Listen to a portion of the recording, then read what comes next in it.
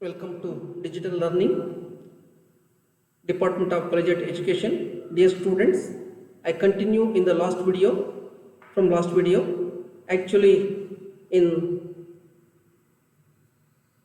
8th session, this is part 3rd. In part 1st, I discussed about mercantilism theory. In part 2nd, I discussed about what is called absolute cost advantage theory, and in part 3rd I discuss about comparative cost advantage theory. See, this is the third theory under international trade. Comparative advantage means what? It is the ability of firm or an individual to produce goods or services at lowest opportunity cost than other firms or individuals. This is the meaning of comparative cost advantage. According to this theory, it is the ability of any firm or any individual or any company, ಯಾವುದೇ ಒಂದು ಸಂಸ್ಥೆ, ಯಾವುದೇ ಒಂದು corporate, ಯಾವುದೇ ಒಂದು individual produce goods and services at lower opportunity cost, lowest opportunity cost than that other firms and individuals. ಬೇರೊಂದು ಸಂಸ್ಥೆ ಅಥವಾ ಬೇರೊಂದು ಕಂಪನಿ ಅಥವಾ ಬೇರೊಂದು ಇಂಡಿವಿಜುವಲ್ಸ್ ಏನು ಪ್ರೊಡ್ಯೂಸ್ ಮಾಡುತ್ತೆ ಅದಕ್ಕಿಂತ ಕಡಿಮೆ ಕಾಸ್ಟ್ ಅಲ್ಲಿ, ಅದಕ್ಕಿಂತ ಕಡಿಮೆ ಆಪರ್ಚುನಿಟಿ ಕಾಸ್ಟ್ ಅಲ್ಲಿ ಪ್ರೊಡ್ಯೂಸ್ ಮಾಡ್ತಕ್ಕಂಥ ಒಂದು ಇದನ್ನ ನಾವು ಕಂಪ್ಯಾರಿಟಿವ್ ಕಾಸ್ಟ್ ಅಡ್ವಾಂಟೇಜ್ ಥಿಯರಿ ಅಂತ ಟ್ರೀಟ್ ಮಾಡ್ತೀವಿ. This the meaning. Comparative cost advantage theory is nothing but it is the ability of firm or person or corporate or individual to produce goods or services at lower opportunity cost than the other firms or individuals or corporate. This is the meaning. This theory is proposed by David Ricardo. He is a British economist. ಈ ಥಿಯರಿನ ಯಾರು propose ಮಾಡಿದ್ದಾರೆ, ಯಾರು ಪ್ರಫಂಡ್ ಮಾಡಿದ್ದಾರೆ ಅಂದ್ರೆ David Ricardo. David Ricardo is one of the British economist. He proposed this theory, and this theory is based on opportunity cost principle. See, ನೋಡಿ, Adam Smith absolute cost advantage theory based on division of labour, ಆದರೆ David Ricardo's comparative cost advantage theory is based on ಯಾವುದ್ರ ಮೇಲೆ? Opportunity cost ಮೇಲೆ depend ಆಗಿದೆ. That is ನಿಮಗೆ ಇದು ಗೊತ್ತಿಲ್ಲ ಇವೆಲ್ಲ ನಮ್ಮ ವಿಷಯಗಳು, ವೆರಿ ಸಿಂಪಲ್ ಪಾಯಿಂಟ್ಸ್ ಇವೆಲ್ಲ ಸಹ. And according to him, according to David Ricardo, ಈ expands the absolute cost advantage theory. ಅಂದ್ರೆ ಆಡಮ್ ಸ್ಮಿತ್ ನ absolute cost advantage theory expand ಮಾಡಿದಾನೆ ಅಂದ್ರೆ ಅದರಲ್ಲಿ ಇರ್ತಕ್ಕಂಥ ಒಂದು ಡಿಮೆರಿಟ್ಸ್ ಅನ್ನ ತೆಗೆದುಕೊಂಡು ಇವನು ತನ್ನ ಥಿಯರಿನ ಇಂಪ್ರೂವೈಸ್ ಮಾಡಿದಾನೆ to clarify the situation and developed the theory comparative cost advantage. It is also one of the classical or country based trade theory. Idu saha as it is mercantilism, absolute cost advantage and comparative cost advantage ಮೂರು ಸಹ what you call classical or country based trade theory ಅಂತ treat ಮಾಡ್ತೀವಿ. Therefore David Ricardo, he is the British economist, is expand the absolute cost advantage theory of Adam Smith and clarified the situation and developed the another theory. That theory is called a comparative cost advantage theory. Comparative cost advantage theory is developed by David Ricardo. Therefore, according to this theory, ಈ theory ಪ್ರಕಾರ ನಾನು already ಹೇಳಿದೆ, ಈ theory ಪ್ರಕಾರ ಅವನ specialisation opportunity cost ಅಂದ್ರೆ any firm, any individual or any company produce the goods or services lower the opportunity cost, less than the opportunity cost, what is called compared to other countries, other what is called firms. That's the meaning of it. So this theory is proposed by David Ricardo. According to David Ricardo, ಏನು Adam Smith absolute cost advantage theory ಒಂದು demerits ಇತ್ತು, ಒಂದು criticisms ಇತ್ತು, ಅದನ್ನ reduce ಮಾಡಿ ಇವನು ಏನ್ ಮಾಡಿದಾನೆ, ಹೊಸದಾಗಿ ತನ್ನ ಥಿಯರಿನ ಎಕ್ಸ್ಪ್ಯಾಂಡ್ ಮಾಡಿದಾನೆ, ವ್ಯೂ ಮಾಡಿದಾನೆ. That theory is called comparative cost advantage theory. So ಈ ಥಿಯರಿ ಪ್ರಕಾರ the country should produce and export those products for which it is relatively more productive than that other countries, and for which other countries are relatively more productive than it is. This theory is based on relative productivity differences and incorporates the concept of opportunity cost. ನಾನು already ಹೇಳಿದ್ದೀನಿ, ಈ theory ಇದು ಸಹ country based ಅಥವಾ classical theory ಅಂತ ನಾನು treat ಹೇಳಿದ್ದೀನಿ. And this theory is mainly based on opportunity cost, concept of opportunity cost. ಇವನ ಪ್ರಕಾರ ಏನಪ್ಪ ಅಂದ್ರೆ, this theory states that a country should produce and export those products for which is relatively more productive than the other countries. ಅಂದ್ರೆ ಯಾವ ದೇಶ, ಇವನು ಹೇಳ್ತಿದ್ದಾನೆ, ಈ ಪ್ರತಿಯೊಂದು ದೇಶವೂ ಸಹ ತನ್ನಲ್ಲಿ ಯಾವ ಪ್ರಾಡಕ್ಟ್ ಅನ್ನು ಹೆಚ್ಚಿನದಾಗಿ ಪ್ರೊಡಕ್ಟ್ ಮಾಡಬಹುದು ವಿತ್ ಲೆಸ್ ಕಾಸ್ಟ್ ಅಲ್ಲಿ ವಿತ್ ಲೆಸ್ ಹ್ಯೂಮನ್ ರಿಸೋರ್ಸ್ ಅನ್ನು ಯೂಸ್ ಮಾಡಿಕೊಂಡು ಎಷ್ಟು ಲೆಸ್ ಅಪರ್ಚುನಿಟಿ ಕಾಸ್ಟ್ ಅನ್ನು ತೆಗೆದುಕೊಂಡು ಇವನು ಪ್ರೊಡ್ಯೂಸ್ ಮಾಡ್ಬೋದು, ಆ ಕಂಟ್ರಿ ಆ ಪ್ರಾಡಕ್ಟ್ ಅನ್ನು ಪ್ರೊಡ್ಯೂಸ್ ಮಾಡಬೇಕಾಗುತ್ತೆ compare to other countries. And other countries are relatively more productive than it is. ಬೇರೆ ಕಂಟ್ರೀಸು ಬೇರೆ ಪ್ರೊಡಕ್ಟಿವ್ ಆಗಬೇಕಾಗುತ್ತೆ. This is the theme of this theory. ಇದನ್ನ ಅರ್ಥ ಮಾಡ್ಕೊಳ್ಳಿ. This is the main theme. This theory states that a country should produce and export those products for which it is relatively more productive than that other countries. ಅಂದ್ರೆ ಬೇರೆ ಕಂಟ್ರಿಗಿನ ಹೆಚ್ಚಿನ productive ಇರುತ್ತಲ್ಲ ಅಂಥ product ಅನ್ನು ಅಂಥ ಗುಡ್ಸ್ ಅನ್ನು produce ಮಾಡಬೇಕಾಗುತ್ತೆ ಮತ್ತೆ ಎಕ್ಸ್ಪೋರ್ಟ್ ಮಾಡಬೇಕಾಗುತ್ತೆ. ಅಂಡ್ ಆಲ್ಸೋ ಆ ದೇಶವೂ ಸಹ ಬೇರೆ ಅದರ್ ಕಂಟ್ರೀಸ್ ಏನು for which other countries also relatively more productive than it is. This theory is based on relative productivity differences. Very important, ಅರ್ಥ ಮಾಡ್ಕೊಳ್ಳಿ. ಈ ಥಿಯರಿ ಯಾವುದರ ಬೇಸ್ ಮೇಲೆ ನಿಂತಿದೆ ಅಂದರೆ relative productivity differences and it incorporates the concept of opportunity cost. ಇದು ಈ ಎರಡು ಪ್ರಿನ್ಸಿಪಲ್ ಮೇಲೆ ನಿಂತಿದೆ. ಒಂದು relative productivity differences and also another one concept of opportunity cost ಮೇಲೆ ಇದು ಬೇಸ್ಡ್ ಆಗಿದೆ. ಈ ಒಂದು ಥಿಯರಿ ಯಾವುದು? Comparative cost advantage theory. David record ಸಂಬಂಧಪಟ್ಟ ಈ ಥಿಯರಿ ಇದು ಅಕಾರ್ಡಿಂಗ್ ಟು ದ ಏನು what you called mainly opportunity cost ಅಂತ ನಾವು ಟ್ರೀಟ್ ಮಾಡಿದ್ವಿ. ಕಾನ್ಸೆಪ್ಟ್ ಆಫ್ ಆಪರ್ಚುನಿಟಿ ಕಾಸ್ಟ್ ಅಂದ್ರೆ ಆಲ್ಸೋ ಪ್ರೊಡಕ್ಟಿವಿಟಿ ಡಿಫರೆನ್ಸಸ್ ಮೇಲೆ ಡಿಪೆಂಡ್ ಆಗಿದೆ. What is assumptions? ಹಾಗಾದ್ರೆ ಇದರ ಈ ಒಂದು ಥಿಯರಿ ಅಸಂಪ್ಷನ್ಸ್ ಏನು? ನಂಬರ್ ಆಫ್ ಅಸಂಪ್ಷನ್ಸ್ ಇದಾವೆ. It is need not any expression, ಇಷ್ಟೇ ಸಾಕಾಗುತ್ತೆ. There exist full employment. ಈ ಥಿಯರಿ ಪ್ರಕಾರ Adam Ricardo sir David Ricardo ಈ ಥಿಯರಿಯಲ್ಲಿ ಅವ್ರು ಹೇಳ್ತಾ ಇದ್ದಾನೆ ಆಯಾ ದೇಶಗಳಿಗೆ ಫುಲ್ ಎಂಪ್ಲಾಯ್ಮೆಂಟ್ ಸಿಗುತ್ತೆ ಯಾವಾಗ ಪ್ರತಿಯೊಂದು ದೇಶವೂ ಸಹ ತನ್ನದೇ ಆದ ಸ್ಪೆಷಲೈಸೇಷನ್ ಬಳಸಿಕೊಂಡು ಹೆಚ್ಚಿನ ಪ್ರಾಡಕ್ಟ್ ಅನ್ನು ಪ್ರೊಡ್ಯೂಸ್ ಮಾಡಿ ಎಕ್ಸ್ಪೋರ್ಟ್ ಮಾಡುತ್ತೆ, ಆಗ ಫುಲ್ ಎಂಪ್ಲಾಯ್ಮೆಂಟ್ ಸಿಗುತ್ತೆ ನನ್ನ ದೇಶಕ್ಕೆ. ಒಂದು ಇಲ್ಲಿ only element of cost of production is labour. ಇಲ್ಲೂ ಸಹ ಅವನು ಕಾಸ್ಟ್ ಆಫ್ ಪ್ರೊಡಕ್ಷನ್ ಲೇಬರ್ ಅಂತ ಕನ್ಸಿಡರ್ ಮಾಡಿದಾನೆ. ಅವನ ಪ್ರಕಾರ there is no trade barriers, ಯಾವುದೇ ಟ್ರೇಡ್ ಬ್ಯಾರಿಯರ್ಸ್ ಇಲ್ಲ ಅಂತ ಟ್ರೀಟ್ ಮಾಡಿದ್ದಾನೆ. ಅಸಂಪ್ಷನ್ ಅಷ್ಟೇ, ಅದು ನಾವು ಅಸಂಪ್ಷನ್ ಮಾಡ್ಕೊಳ್ಳೋದು.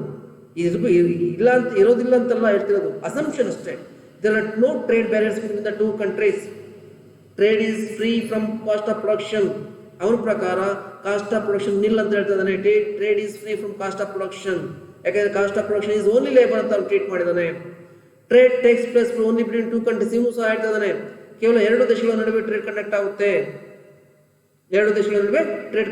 ಅಂತ ಹೇಳ್ಬಿಟ್ಟು. ಅಂದ್ರೆ ಆಡಮ್ ಸ್ಮಿತ್ ಸೇಮ್ ಇದನ್ನ ಹೇಳ್ತಾ ಇದನ್ನು ಇವನು ಅದನ್ನ ಹೇಳ್ತಾನೆ. ಆಡಮ್ ಸ್ಮಿತ್ ಹೇಳ್ದಂಗೆ ಎರಡು ದೇಶಗಳನ್ನು ಮಾತ್ರ ತೆಗೆದುಕೊಂಡು ಗಣನೆ ತೆಗೆದುಕೊಂಡಿದ್ದಾನೆ, ಹೆಚ್ಚಿನ ದೇಶಗಳನ್ನು ಗಣನೆ ತೆಗೆದುಕೊಂಡಿಲ್ಲ. And two products are traded.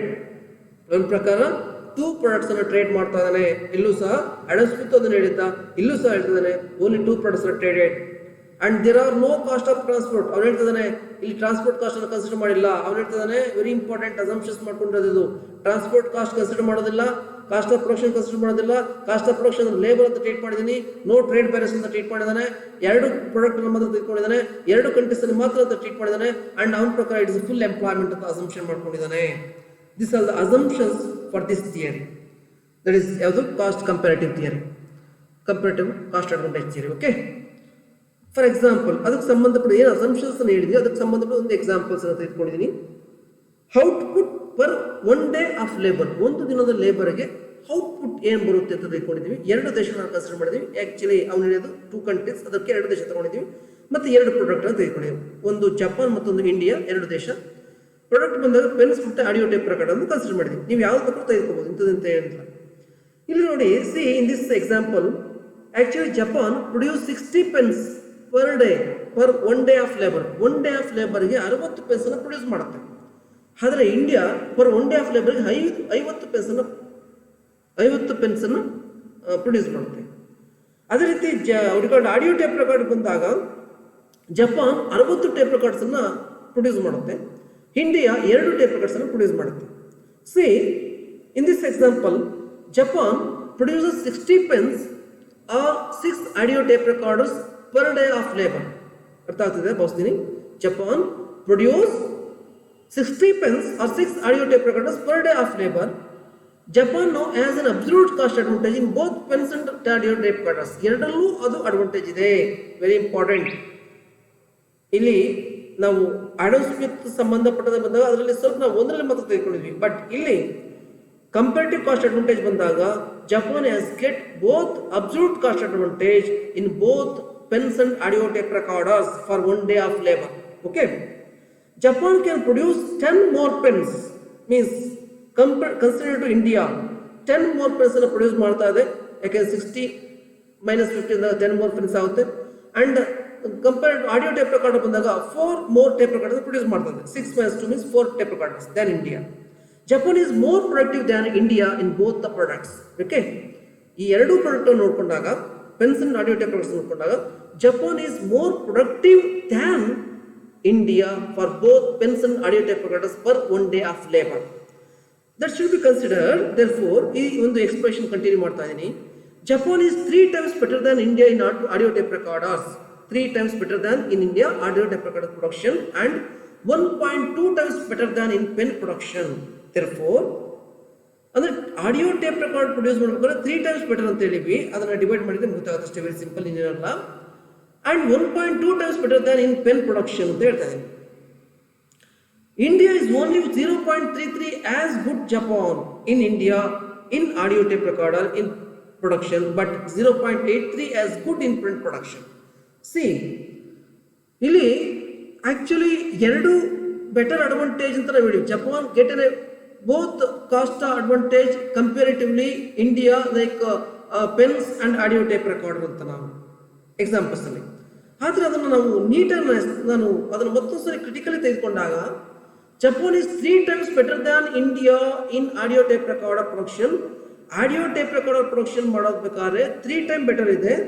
ಯಾಕೆ ಅಂದ್ರೆ ವೆರಿ ಇಂಪಾರ್ಟೆಂಟ್ 6:2 ಬರುತ್ತೆ, 3 times ಬೆಟರ್ ಇದೆ. ಅಂಡ್ ಪೆನ್ಸ್ ಅನ್ನ ಪ್ರೊಡಕ್ಷನ್ ಮಾಡಬೇಕಾದ್ರೆ 1.2 times ಬೆಟರ್ ಇದೆ ಅದಕ್ಕಿಂತ ಇಂಡಿಯಾಗಿನ್ನ. ಆದರೆ ಅದೇ ಇಂಡಿಯಾ ಬಂದಾಗ 0.33 has good as Japan in audio tape recorder compared to Japan. Actually Japan 3% ಬಂತು, but India 0.33 has good as Japan in India as tape recorder production and but 0.83 as good in pen production. ಆದ್ರೆ pen production ತನ್ನ productivity increase ಆಗಿದೆ 0.83. Thus, comparatively, Japan is better in audio tape recorder production and India is better in pens production ಅಂತ treat ಮಾಡಬಹುದು. Therefore, ಈ ಒಂದು examples ಅಂತ ತೆಗೆದುಕೊಂಡಾಗ actually ಎರಡು ಕಾಸ್ಟ್ ಅಡ್ವಾಂಟೇಜ್ ಬಂದಾಗ both cost advantage is get by Japan in regarding pens and tape recorder production. But comparative advantage ಬಂದಾಗ it is a comparative advantage theory. Therefore, comparative advantage ಬಂದಾಗ Japan has better advantage in audio tape recorder production and India has better production, better advantage, better comparative advantage compared to Japan in pens production. This is the example for this theory. So assumptions ಆಯಿತು, example ಆಯಿತು. What is the implications? Means benefits. ಈ ಥಿಯರಿಯಿಂದ ಏನು benefits ಇದೆ? One is efficient allocation of global resources possible. ಅಂದರೆ easily global resource allocate ಆಗುತ್ತೆ between the two countries.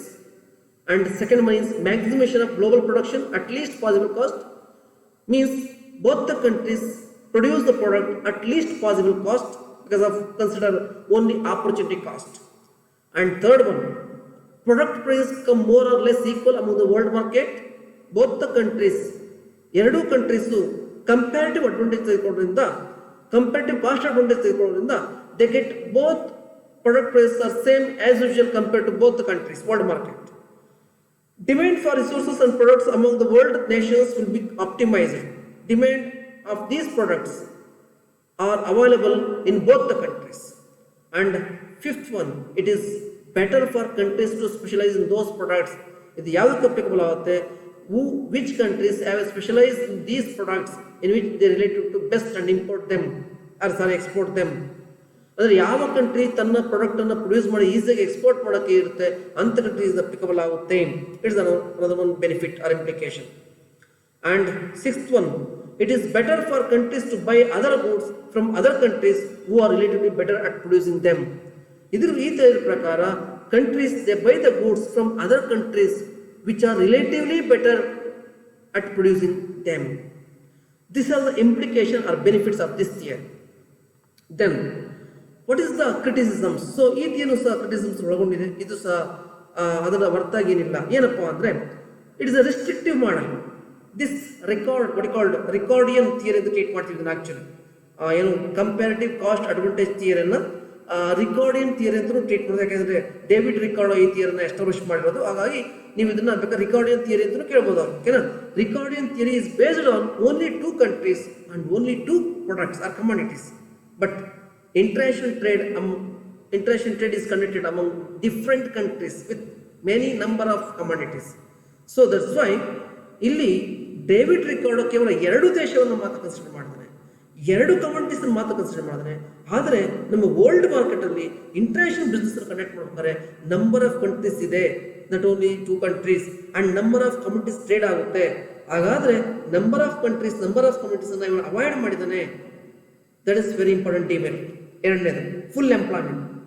Actually assumption ಅಲ್ಲಿ ಹೇಳಿದೀವಿ there is a full employment between the countries ಅಂತ ಹೇಳಿದೀವಿ. But this relatively far from full employment. Actually full employment ಸಿಗೋದಿಲ್ಲ.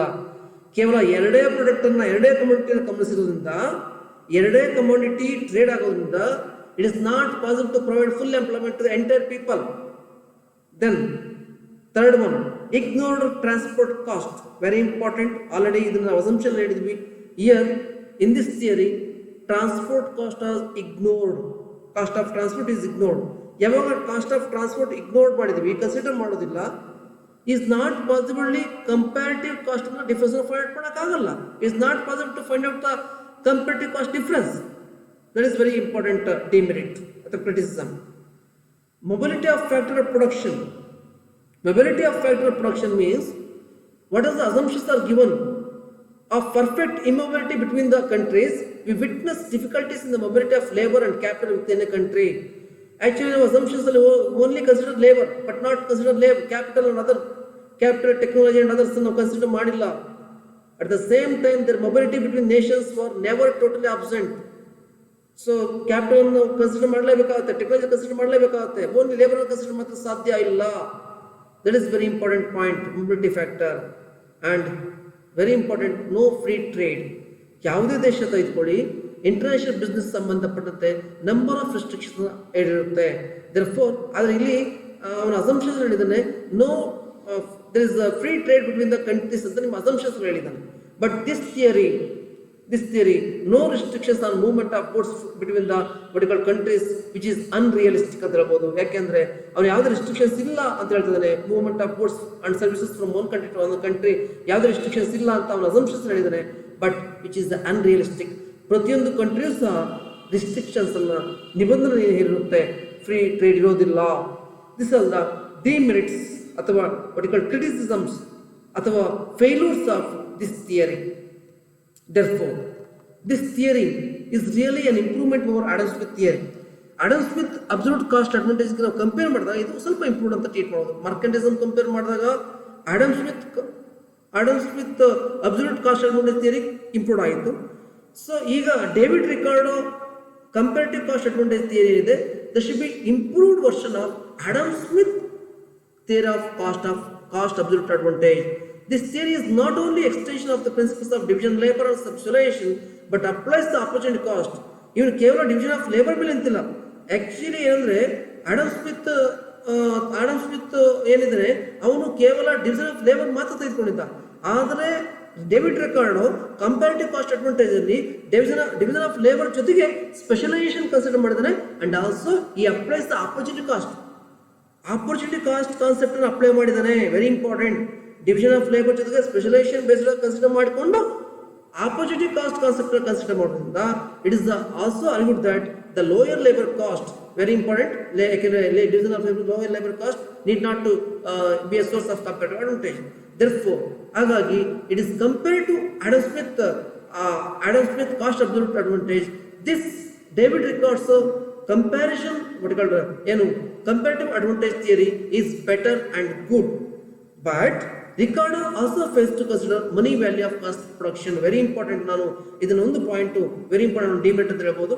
ಮನಿ value of cost of production ಅನ್ನು ಇವ್ನು consider ಮಾಡಿಲ್ಲ. Transport cost ಅನ್ನು ಇನ್ನೂ ಸಹ ಕನ್ಸಿಡರ್ ಮಾಡಿಲ್ಲ. ಹಾಗಾಗಿ ಇದರ ಒಂದು ಫೇಸ್ ಅಂತ ಇದು ಸಹ ಒಂದು ಸ್ವಲ್ಪ ಫೇಲ್ ಅಂತ ಟ್ರೀಟ್ ಮಾಡಬಹುದು. ಹಾಗಾಗಿ ನೆಕ್ಸ್ಟ್ ಎಕನಾಮಿಸ್ಟ್ ಈ ಒಂದು ಡಿಬೇಟ್ಸ್ ಅನ್ನ ಉಪಯೋಗಿಸಿಕೊಂಡು ಅದನ್ನ ಮತ್ತೆ ಬೇರೆ ಒಂದು ಚೇಸ್ ಅನ್ನ ಅವ್ರು ಮಾಡಿದರೆ ಅದನ್ನು ನೆಕ್ಸ್ಟ್ ಥಿಯರೀಸ್ ಅನ್ನ ನಾನು ನೆಕ್ಸ್ಟ್ ಸೆಷನ್ ಅಲ್ಲಿ ಕಂಟಿನ್ಯೂ ಮಾಡ್ತೀನಿ. Thank you very much. So ನಾವು ಇಲ್ಲಿ ಈ ಒಂದು ಸೆಷನ್ ಅಲ್ಲಿ ಮೀನ್ಸ್ 8th ಸೆಷನ್ ಅಲ್ಲಿ ಪಾರ್ಟ್ ಫಸ್ಟ್ ಅಲ್ಲಿ ಮಾರ್ಕೆಟಿಸಮ್, ಪಾರ್ಟ್ ಸೆಕೆಂಡ್ ಅಲ್ಲಿ absolute cost accounting theory, part third ಅಲ್ಲಿ what called comparative cost accounting theory discuss ಮಾಡಿದ್ದೀನಿ. ಇನ್ನು next further remaining 5 what you call theories are there that should be discussed in 9th session. Thank you and all. Thank you.